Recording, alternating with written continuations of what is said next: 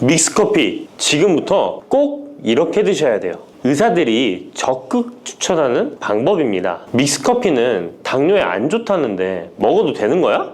요즘 이렇게 질문하고 있지 않으신가요? 결론부터 말씀드리면 어떻게 먹는지에 따라 믹스커피는 건강에 도움이 될 수도 있고 안 될 수도 있습니다. 그래서 잘 알고 먹어야 하는 거죠. 지금부터 믹스커피에 대한 모든 것을 자세히 알아볼 텐데요. 영상 끝까지 보시면 믹스커피 성분, 효능, 부작용, 건강에 어떤 영향이 있는지와 사람에 따른 하루 권장량, 믹스커피와 같이 먹으면 정말 좋은 식품까지 그동안 몰랐던 믹스커피에 대한 모든 진실 아실 거예요. 제일 먼저 기억하실 게 믹스커피의 성분인데요. 믹스커피는 과연 어떤 성분으로 만들어졌을까요? 물론 믹스커피 제조사마다 성분이 조금씩 다르지만 가장 많이 드시는 믹스커피를 기준으로 말씀을 드릴게요. 믹스커피 성분 첫 번째는 프림입니다. 프림의 원료는 코코넛의 속살인데요. 코코넛 과육에서 채취한 식물성 지방을 분말로 만들어서 믹스커피의 프림으로 사용하는 것입니다. 근데 이 프림이 지방이니까 몸에 안 좋고 콜레스테롤 수치를 높인다 하는 분들도 있고 식물성 지방이라서 오히려 몸에 괜찮다 하는 분들도 있는데요. 어떤 게 맞는 걸까요? 정확히 말하자면 프림에 들어있는 지방은 코코넛에 추출한 식물성 지방이 맞긴 하지만 콜레스테롤을 대놓고 올리는 나쁜 포화지방이 맞습니다. 그런데 여기서 기억하셔야 할 것이 있는데요. 프림에 사용되는 주요 성분인 야자유는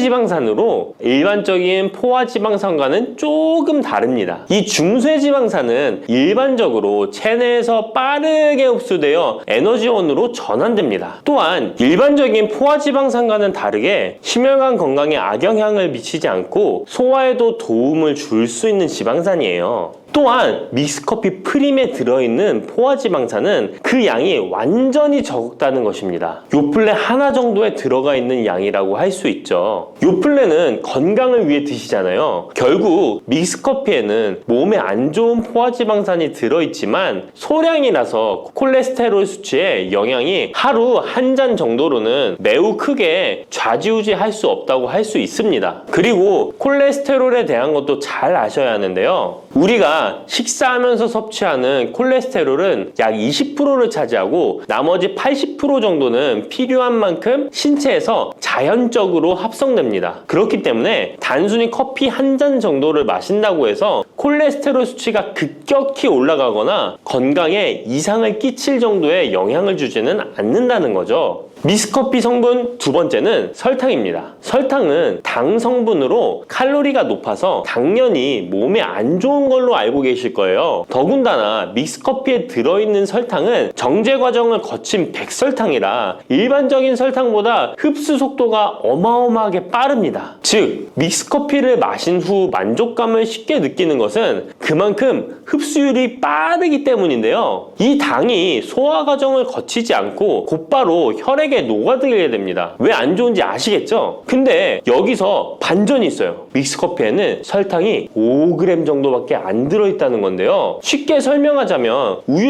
200ml 한 잔이 칼로리가 135칼로리 정도 되고요. 단순당 함량은 10g 정도 됩니다. 그리고 콜라 한 캔의 칼로리는 100칼로리 정도 되고 단순당 함량이 27g 정도 됩니다. 그리고 요구르트는 큰 거 말고 작은 요구르트도 칼로리가 45칼로리에 단순당 함량도 9g 정도 되는데요. 그렇다면 믹스커피 한 잔에 들어있는 칼로리는 얼마나 될까요? 믹스커피 한 잔에는 칼로리가 50칼로리 정도 들어있고요. 단순당은 6g 정도 들어있어요. 칼로리를 먼저 보자면 작은 요구르트 한 병 정도 수준인 거예요. 콜라랑 비교해봐도 콜라 절반 정도 수준이고 우유 200ml 한 잔하고 비교하면 3분의 1 정도 되는 거예요. 우유는 건강에 좋다고 드시는 경우가 많은데 칼로리로만 보면 믹스커피가 더 좋아 보이죠? 물론 칼로리만 비교할 수는 없겠죠. 그 다음에 단순당을 한번 비교해 볼게요. 단순당이 믹스커피 한 잔이 5g인데 작은 요구르트랑 비교해도 절반 정도 수준이고 콜라 한 캔이랑 비교하면 6분의 1 정도 수준이에요. 그리고 우유 200ml랑 비교해도 절반 수준인 거죠. 이렇게 비교하면 요구르트나 우유, 콜라 절대 먹지 말아야 하는 거 아니야? 이렇게 생각하실 수 있는데 그게 아니고요. 믹스커피가 그만큼 칼로리와 단순당이 생각하시는 것보다는 적다는 거예요. 칼로리와 단순당이 높으면 당연히 몸에 안 좋을 수 있는데 생각하시는 것처럼 믹스커피에 많지 않고 적응량이니 하루에 5잔, 6잔씩 매일 꾸준히 드시는 거 아니면 심각한 질환을 초래할 만큼 영향을 끼치지는 않습니다. 그러면 하루에 몇 잔까지 먹는 게 괜찮을까요? 일단 당뇨가 있거나 당이 높으신 분들은 하루 1잔 정도가 적당한데요. 식후 3시간 정도 후에 드시는 걸 추천드립니다. 그리고 당 체크를 계속 하시니 당 수치가 높지 않으시면 2잔 정도까지 드셔도 괜찮으실 거예요. 당뇨가 없으신 일반인 분들은 하루에 2잔에서 3잔까지도 상관이 없으시고요. 그렇다고 이를 매일매일 드시는 것은 적은 양이라도 몸속에 쌓이기 때문에 그리 좋지는 않다는 거 다들 알고 계시죠? 그래도 건강을 위해 미리 예방하는 차원에서 식후 바로 드시지 마시고 2시간 정도 후에 드시면 좋습니다. 믹스커피의 성분 3번째는 커피에 들어있는 카페인입니다. 카페인에 대해 설명하기 전에 믹스커피도 일반 커피처럼 커피가 들어가 있기 때문에 커피 성분이 주는 효능이나 부작용도 나타날 수 있습니다. 먼저 커피의 효능을 보자면 커피의 효능 첫 번째, 암 예방 효과입니다. 미국 건강 매체 캔서 헬스에 따르면 ITPR3라는 물질은 대장암에서 간 전이에 기여하는 유전자의 발현을 유도해서 도미노 효과를 유발하는 물질인데 특별한 억제제는 아직 없지만 커피를 마시는 사람들에서 카페인이 이 ITPR3에 대한 억제 효과를 보인다는 것을 발표했고 카페인 섭취와 대장암 재발 및 사망률의 관계를 추적한 결과 하루 4잔 이상 커피를 마신 환자들이 전혀 마시지 않은 사람들에 비해 생존율이 현저히 향상된 것으로 규명된 바 있는 연구도 진행했었습니다. 이런 실험을 진행하면서 커피의 카페인에 대한 효능들이 지금까지 다양하게 연구되고 있는데요. 그렇다고 해서 커피를 무조건 많이 드시란 이야기는 아니고 또 믹스커피 자체가 이런 효능이 있다는 말도 아니에요. 커피에 카페인에 대한 몇 가지 실험을 이야기 드린 거고요. 그만큼 카페인에 대한 너무 부정적인 인식을 변화시켜 보시라고 말씀드리는 거예요. 커피의 효능 두 번째는 기억력 회복 효과입니다. 서울대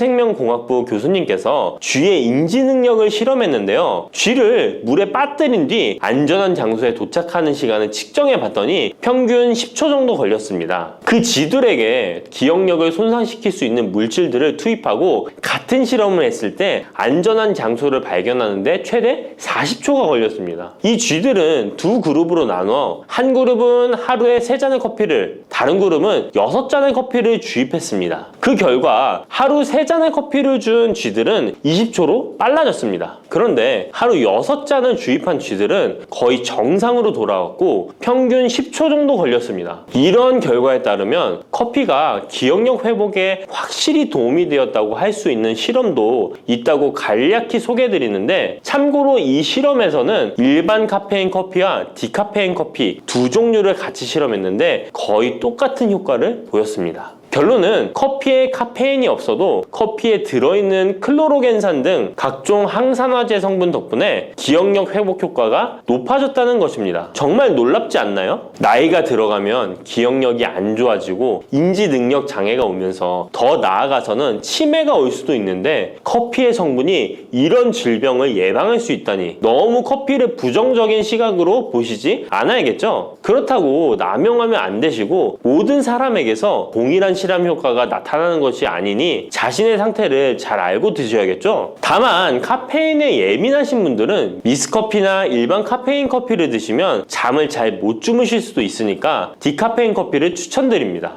그리고 역류성 식도염, 위염 같은 위장 질환이 있으신데 커피는 드시고 싶은 분들은 될 수 있으면 디카페인 커피를 드시면 되겠죠? 커피의 효능 세 번째는 혈당 조절 효과입니다. 전 세계적으로 대사증후군을 앓고 있는 사람이 10억 명이 훨씬 넘는다고 하는데요. 이처럼 많은 사람들이 모든 질병의 근원이라고 불리는 대사증후군을 가지고 있습니다. 최근의 연구들은 커피가 대사증후군의 발병 위험을 감소시킨다는 것을 보여주고 대사증후군의 발병 위험률을 감소시킨다는 것을 보여주고 있는데요. 커피에 대한 매우 흥미로운 연구 논문을 소개하겠습니다. 이 연구는 하루에 5잔의 카페인을 마신 사람들과 카페인이 없는 커피를 마신 사람들을 비교했습니다. 카페인 커피를 마시는 사람과 카페인 없는 커피를 마시는 사람은 커피를 마시지 않는 사람에 비해 당 섭취 2시간 후 혈당이 13.1%나 크게 떨어졌습니다. 이 외에도 카페인의 혈당에 관계된 실험들도 많이 존재하는데요. 카페인도 적절한 용량, 그렇다고 음료에 들어가 있는 합성 카페인을 말씀드리는 건 아닙니다. 적절히 섭취하면 큰 부작용 없이 드실 수 있다는 것을 말씀드리는 거예요. 커피 효능, 네 번째는 다이어트 효과입니다. 다이어트라는 사람들이 운동하기 전에 커피를 마시고 나서 운동을 한다면 카페인이 신진대사를 빠르게 함으로써 운동 효과를 증진시키기 때문에 체중 감량에 도움을 줄 수 있습니다. 뿐만 아니라 커피에는 카페인 성분이 포함되어 있는데요. 당연하게도 믹스커피에 포함된 커피에도 카페인이 포함되어 있고요. 이런 카페인은 적절한 용량을 섭취한다면 신체적 피로 해소와 소화기능 개선과 같은 효능을 누릴 수 있습니다. 오전에 커피 한 잔을 마시면 화장실에 가고 싶어지는 것도 커피에 카페인 성분이 장 운동을 활발하게 해주는데 영향을 주기 때문입니다. 카페인 성분이 장 운동을 활발하게 해주는데 영향을 주기 때문입니다. 물론 이뇨작용도 활발히 해줘서 소변도 조금 더 많이 보게 되긴 합니다. 다시 돌아가서 믹스커피에 들어있는 세 번째 성분 카페인에 대해 알아볼게요. 믹스커피에 포함된 카페인 용량은 제품마다 차이가 있을 수 있어요. 하지만 평균적으로 60mg 가량의 카페인이 한 잔 용량의 믹스커피에 포함되어 있는데요. 이는 일반적인 아메리카노 대비 3분의 1 수준에 해당하는 수치입니다. 결과적으로 믹스커피의 카페인은 일반 아메리카노보다도 훨씬 적게 들어있는 거죠. 그렇다면 식약처에서 권고하는 카페인 1일 최대 섭취량은 얼마나 될까요? 일반 성인의 경우 카페인 최대 섭취량은 400mg 정도이고요. 어린이나 청소년은 체중 1kg당 2.5mg 이하, 임산부는 200mg 정도입니다. 그러나 임산부의 경우에는 카페인이 태아에 미치는 영향이 조금이라도 있으니 안 드시는 게 좋겠죠? 콜라 한 캔에 카페인이 보통 35mg 정도 들어있으니 믹스커피가 카페인 함량도 크지 않다는 걸 알 수 있습니다. 여기서 잠깐! 그렇다면 믹스커피와 같이 먹었을 때 효과를 극대화시킬 수 있는 식품이 있을까요? 커피와 같이 먹으면 좋은 음식, 첫 번째는 강황입니다. 노란 빛깔의 강황가루를 넣은 커피를 골든 라떼라고도 부르고 있습니다. 강황이 몸에 좋다는 사실이 알려지면서 이미 미국과 유럽 등 전 세계적으로 엄청난 인기를 끌고 있는 새로운 종류의 커피 중 하나인데요. 강황에 함유된 커큐민 성분에는 강력한 항염 효과를 지니고 있어서 체내의 염증 유발 물질을 억제하며 암세포가 발생하고 증식되는 위험을 낮춰줍니다. 또한 우울증을 완화하는 데도 도움이 되며 기억력을 개선하고 치매를 예방하는 등의 다양한 효능을 가지고 있습니다. 강황 커피는 커피 한 컵에 강황 한 티스푼을 넣어 마시면 좋은데요. 강황 속의 커큐민은 우리 몸에 굉장히 흡수되기 어려운 성질을 가지고 있습니다. 그래서 세계적으로 유명한 원료 기업들은 각 기업마다의 커큐민 흡수율을 높인 특허 원료를 만들어내곤 하는데 간단하게 흡수율을 높일 수 있는 방법이 있습니다. 바로 후추입니다. 미국 텍사스 주립대학에서 실시한 연구 결과 강황의 커큐민은 후추의 페페린과 만나면 흡수율이 2000%까지 높아지는 것으로 나타났습니다. 강황 커피에 후추를 아주 살짝 넣어 드시면 건강 개선 효능을 높일 수 있으며 만약 향이 강하다고 느껴지신다면 우유를 조금만 넣어 드셔도 아주 좋습니다. 믹스커피와 같이 먹으면 좋은 음식 두 번째는 계피입니다. 커피에 계피를 넣으면 아주 향긋한 커피를 즐길 수 있어요. 후추와 정향에 이어 세계 3대 향신료 중 하나인 계피는 이미 수천 년 동안 약재로 사용되어 왔으며 여러 연구를 통해 계피의 다양한 효능이 입증되어 왔습니다. 커피의 원료 생산지인 멕시코에서도 커피에 시나몬 스틱을 넣은 커피를 즐겨 마신다고 합니다. 미국 당뇨협회가 발표한 연구에 따르면 제2형 당뇨병 환자에게 계피를 투여하자 혈당 중성지방 수치는 낮아지고 좋은 콜레스테롤 수치는 높아졌다고 해서 블랙커피에 계피 2분의 1 티스푼을 넣은 후에 섞어 마시는 것이 황금 비율이라고 하니 한번 참고해서 드셔보시면 좋을 것 같네요. 특히 혈액순환에도 아주 좋습니다. 믹스커피와 같이 먹으면 좋은 음식 세 번째는 생강입니다. 강력한 항산화 성분을 가진 생강은 커피에 넣어 함께 곁들여 마시면 생강의 알싸한 맛이 부드러워지면서 향긋한 생강커피를 즐길 수 있습니다. 생강의 매운맛을 내는 쇼가올과 진저롤 성분이 혈중 콜레스테롤을 낮춰서 동맥경화나 뇌경색 등을 예방하며 항염, 항암 효과가 뛰어나서 암을 유발하는 종양세포의 성장을 억제하는 등의 다양한 효능을 지니고 있습니다. 특히 기관지를 확장시키는 효과가 있어서 기관지염이나 천식, 비염을 달고 사시는 분들은 자주 섭취하시면 아주 좋습니다. 추가로 생강에는 디아스타제라는 단백질 분해 요소가 있어서 식후 커피에 생강가루를 넣어 마시면 장 운동을 촉진해 더부룩한 속을 해소하는 데에도 도움을 얻을 수 있습니다. 드시는 방법은 커피 한 컵에 생강가루 한 티스푼을 넣어 드시면 되고, 생강의 맛이 걱정되신다면 처음에는 조금씩 넣어서 서서히 맛을 익혀가는 것도 좋은 방법이라고 할 수 있습니다. 제가 말씀드린 방법이 무조건 믹스커피를 먹어라 먹지 말아라 하는 말은 아니고, 믹스커피에 대한 오해와 건강을 걱정하시는 분들께 어떤 식으로 먹으면 조금이나마 건강에 대한 걱정을 덜게 만들어 줄까 하는 의문에서 시작한 것이기 때문에 오해 말고 편안하게 들어주시면 좋겠습니다. 피부가 건조하다는 것은 사실 피부 장벽이 약해져서 수분이 날아가 버리는 상태를 말합니다. 바세린의 핵심 성분인 페트롤라툼은 피부 표면에 얇고 촘촘한 기름막을 만들어 이미 피부가 가지고 있는 수분을 붙잡아두는 역할을 해요. 컵에 물을 담아 뚜껑을 덮었을 때와 덮지 않았을 때를 비교하는 예로 흔히 설명하는데, 뚜껑이 없어 물이 증발해 버리는 것처럼 피부도 건조한 환경에서 그냥 두면 수분을 쉽게 빼앗기게 됩니다.